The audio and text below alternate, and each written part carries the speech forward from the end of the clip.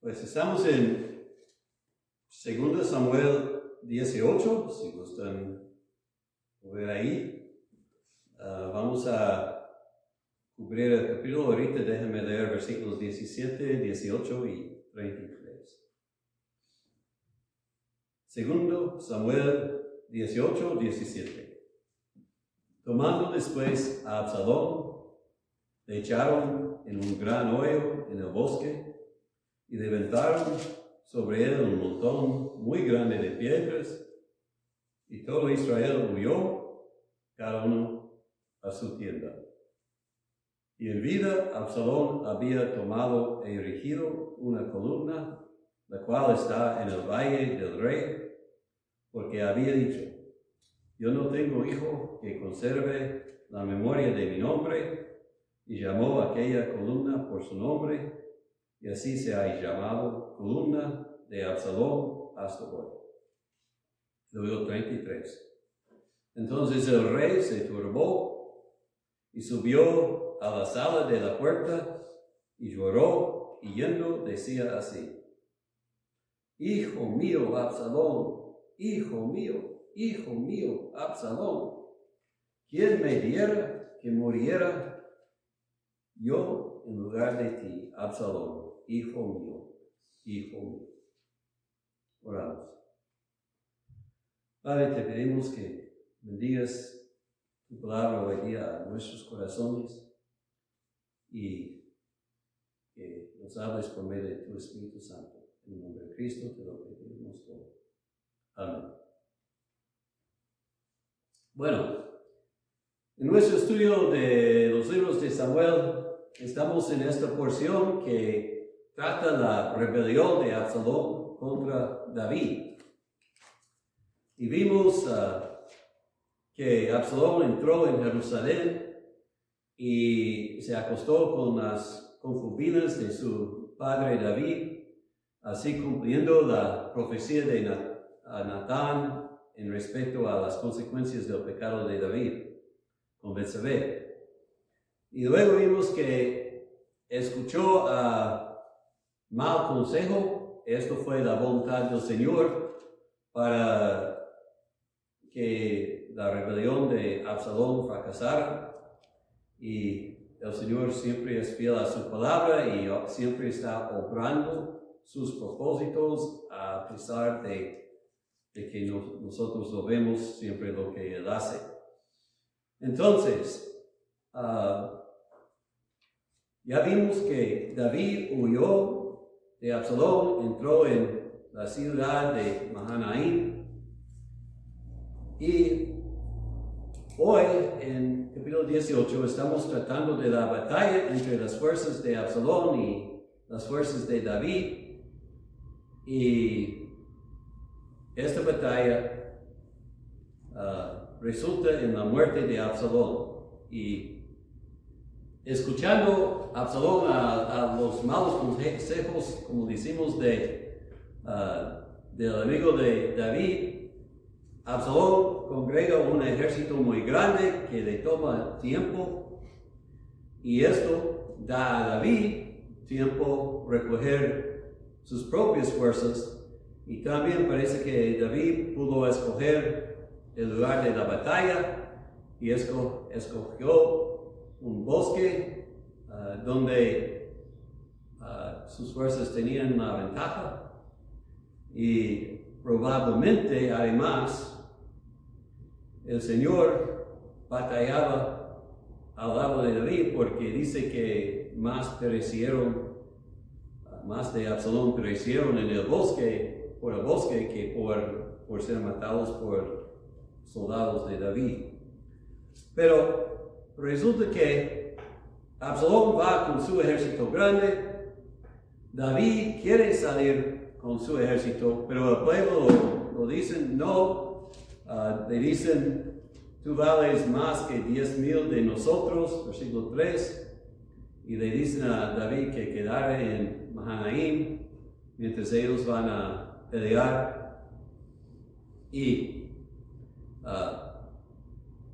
yo preguntaba cuántos años tenía David en este tiempo, y los estimados son entre 62 y 67 años. Entonces, otra razón para que los soldados no lo quieren en el campo, porque ya está avanzado de edad. Absalón probablemente tiene como 40 años, no sé cuántos, pero David fue más avanzado en edad cuando todo esto pasó, y por eso la gente le dice, quédate aquí, nosotros peleamos por ti.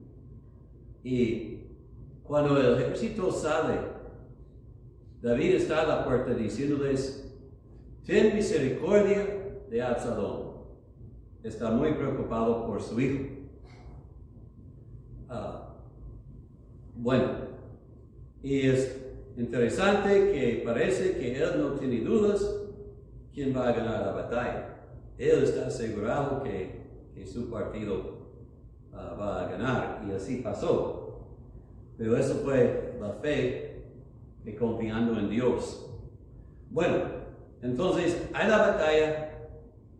Parece que las fuerzas de Absalón están huyendo, y probablemente Absalón también. Él está montado sobre un asno y corriendo. Podemos imaginar que mira atrás a ver, no sabemos qué precisamente, pero corriendo, él entra debajo de un árbol y se pesca con una rama así el cuello, y dice que el asno sigue. Entonces él queda suspendido entre el cielo y la tierra. Y tenemos que pensar que también una parte del problema es que ya vimos en otro capítulo que él dejaba que su pelo creciera mucho y sus cabellos muy largos, estaba orgulloso de ellos, y ellos probablemente enredados en la rama, él no pudo explicarse. Y un hombre vio a Absalón así y fue y notificó a Joab. Y Joab dice, ¿por qué no lo mataste? Te daría dinero. Y el hombre dice, oí David decir, por eso no lo maté. Pero Joab no tiene tal conciencia, va y mata a Absalón. Y lo sepultan, como vimos, bajo un montón de piedras. Y luego Joab envía a cierto hombre etíope para avisar a David, y otro hombre también corre para decirlo, pero resulta que cuando David aprende que Absalón murió, él dice lo que leímos en 33, mejor yo que ti.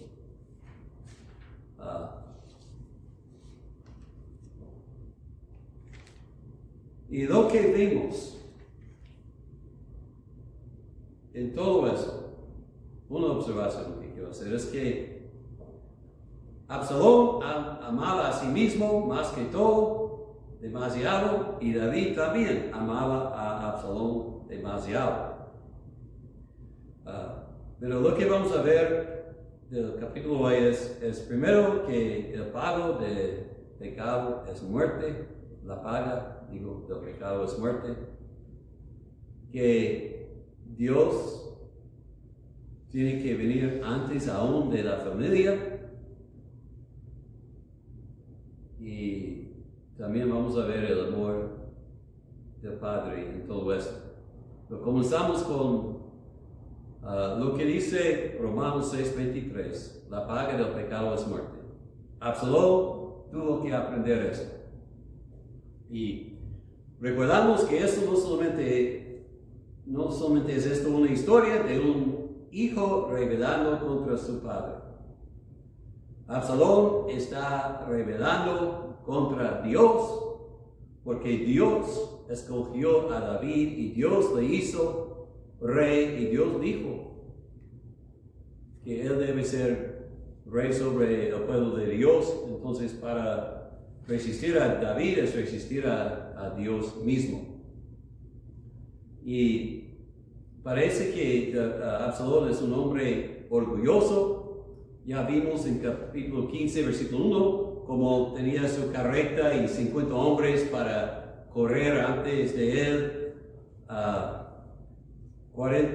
14, déjenme leer, 14, 26.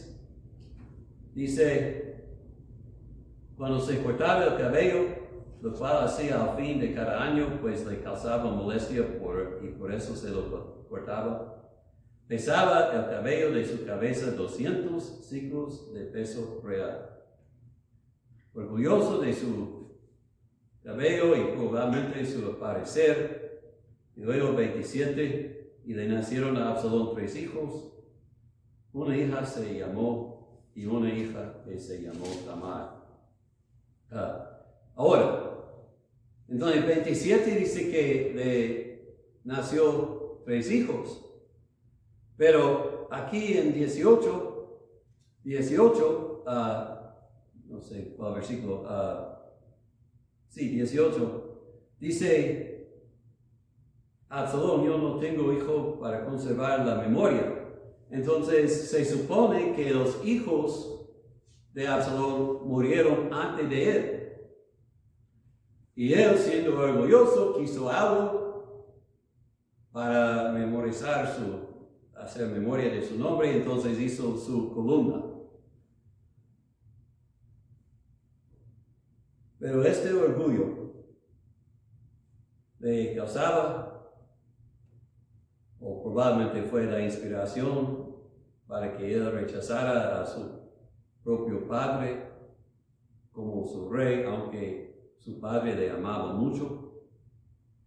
Y por eso el Señor ordenaba que este orgullo sea la razón de su muerte. Estaba montado sobre un asno, o dice mulo, disculpa.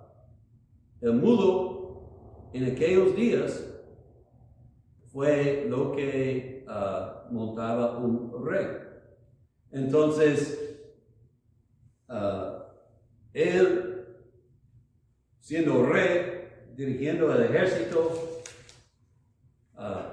es sobre el mulo, y cuando se pegó en el árbol, ciertamente sus cabellos le causaban problemas para escapar. Y todo esto, yo creo que nos da un simbolismo profundo. Algunos observan, el mulo seguía cuando Absalón se quedaba, y así seguía también el reino de Absalón. El que antes, en unos momentos antes, parecía un rey poderoso con un ejército grande, ahora es incapaz de defenderse. No tenía ejército alrededor de él, ni tampoco rey. Él robó los corazones del pueblo de David por engaño, pero nadie parece haberlo amado suficientemente para defenderlo o tomar su lado en su hora de necesidad. Y dice el texto que quedó tendido entre el cielo y la tierra. ¿Dónde dice esto? Versículo 9. Absalón quedó suspendido entre el cielo y la tierra. Y esto es un estado muy malo estado. Y yo creo que simboliza el estado de su alma. No iba a quedarse en la tierra, pero tampoco iba a ir al cielo. Ahí, colgado, él tenía tiempo para reflejar en su vida y aún tenía tiempo para arrepentirse, pero no parece que lo hizo. Y que nosotros no seamos tan rebeldes. Entonces, Dios da a los pecadores tiempo para arrepentir.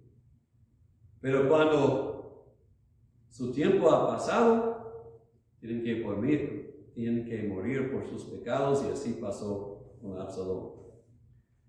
Y fue sepultado bajo muchas piedras, que normalmente cuando esto pasa en el Antiguo Testamento es símbolo de condenación por Dios. Entonces así le pasó. Absalón aprendió que la paga del pecado es muerte. David tenía que aprender la verdad que Jesús habló en Mateo 10:37.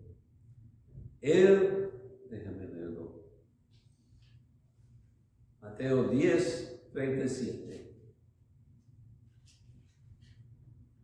El que ama a padre o madre más que a mí, no es digno de mí.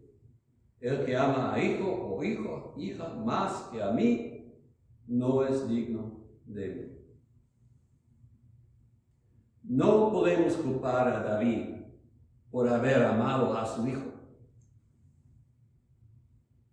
Entendemos que él sufrió mucha tristeza por las maldades que hizo Absalón. Y él tuvo esta batalla en su corazón entre su responsabilidad como rey y padre y con su amor para Absalón, para no querer regañarlo, castigarlo. Pero el hecho es, como rey de Israel, David tenía responsabilidad divina, ejecutar las leyes de Dios, incluyendo castigar un asesino, y Absalón fue asesino aunque fue su hijo. Además, Absalón dirigió esta rebelión y otra vez la única respuesta correcta fue ejecutar a Absalón por esta rebelión, cosa que también él no fue dispuesto a hacer.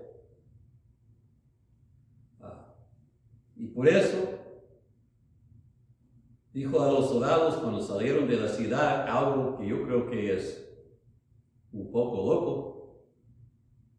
Ustedes van a pelear por mí, pero no peleen por mí contra mi hijo. Es difícil, pero así lo hizo porque él amaba demasiado a su hijo.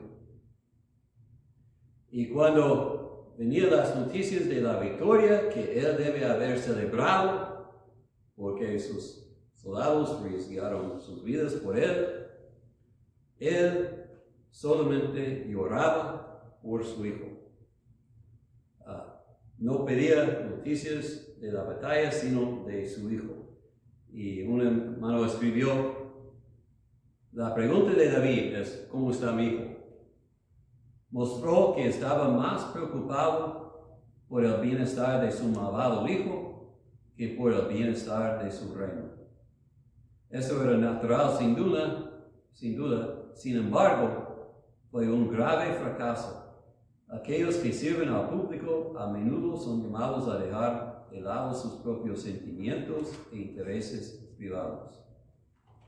Me gustó esto. Los que sirven al público son llamados a dejar al lado sus propios sentimientos e intereses privados. Es duro, pero hacer lo correcto, aunque cuando me duele, es lo que Dios me llama a hacer. David dice, si fuera yo en lugar de ti. Entonces yo pregunto, si piensas así, David, ¿por qué enviaste el ejército para pelear? ¿Por qué no más dejaste? Pero sabemos que así es el hombre, es dividido en su corazón. Y un lado dice, tengo que defenderme, pero otro es mi hijo. Yo no tengo ninguna envidia de David en esta ocasión, porque yo sé que es duro. Pero David fue el ungido de Dios y tenía la responsabilidad del reino, defenderlo y protegerlo. Y por eso yo creo que David cayó en la trampa que el Señor Jesús nos avisaba, amaba a su Hijo más que al Señor, en estos momentos por lo menos. Y yo sé que es duro hacer lo que debemos hacer cuando va a ofender o hacer daño a alguien que amamos.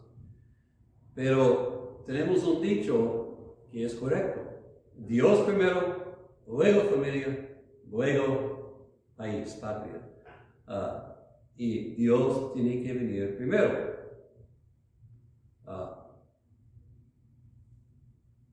Y cuando uno pone la disciplina del Señor antes del amor para el Hijo, eso pone una buena impresión. Yo sé que como niño, mi papá tenía que regañarme muchas veces.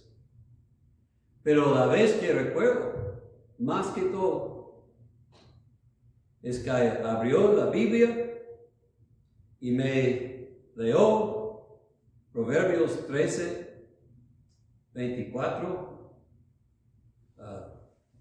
No puedo citarlo en español, déjenme buscarlo. 13 y 24. El que detiene el castigo a su hijo aborrece, mas el que lo ama desde temprano lo corrige. Esto recuerdo. No es fácil, yo sé, poner al Señor antes de la familia.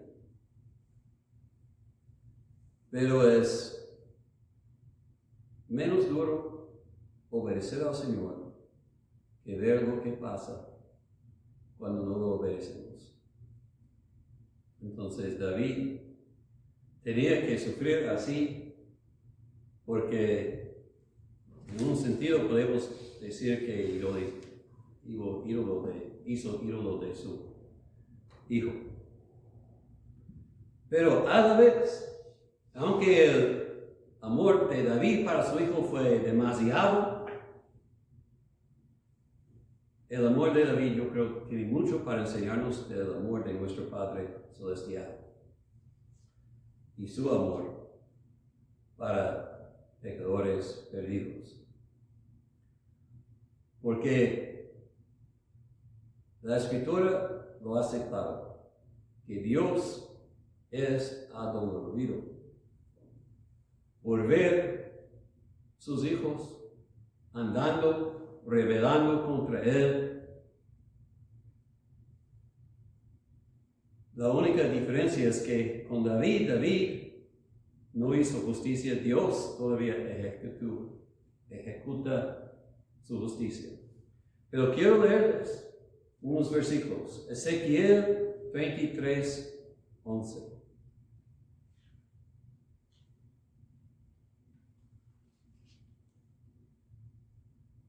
Diles: vivo yo, dice Jehová el Señor, que no quiero la muerte del impío, sino que se vuelva el impío de su camino y que viva. Volveos de vuestros malos caminos, ¿por qué moriréis, oh casa de Israel? El dolor del Padre se oye en estas palabras: ¿por qué moriréis? ¿No es esto el mismo dolor que David expresaba hacia su hijo? Pero la diferencia,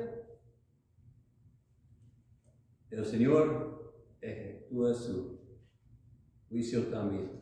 Las palabras de Jesús, Mateo 23, 37. Jerusalén, Jerusalén, que matas a los profetas y apedreas a los que te son enviados.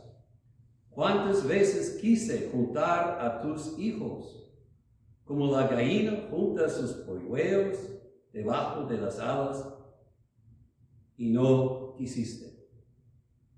Ahí está el dolor, pero la justicia. 38. He aquí, vuestra casa os es dejada desierta, porque os digo que desde ahora no me veréis hasta que digáis, bendito el que viene en el nombre del Señor.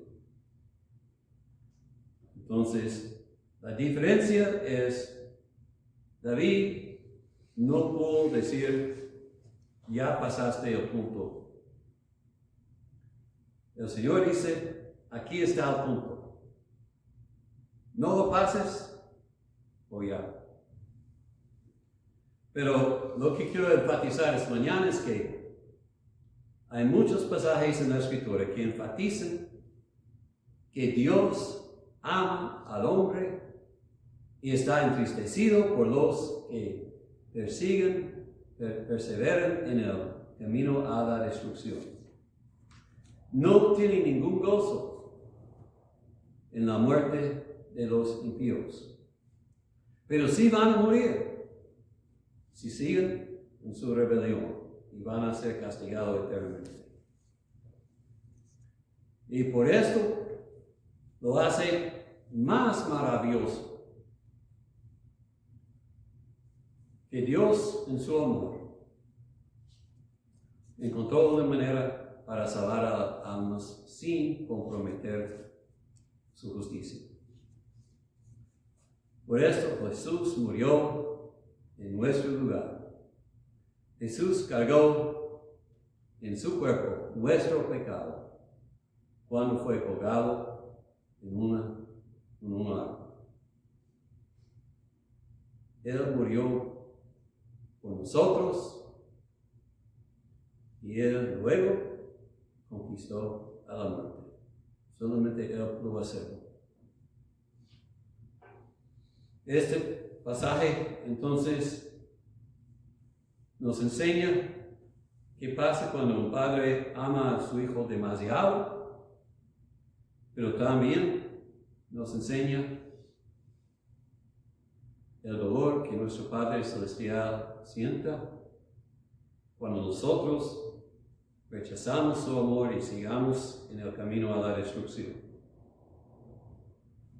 Entonces, todos los que están escuchando, ¿entienden? El Padre está llamando que vuelvas del pecado a la fe en Jesucristo.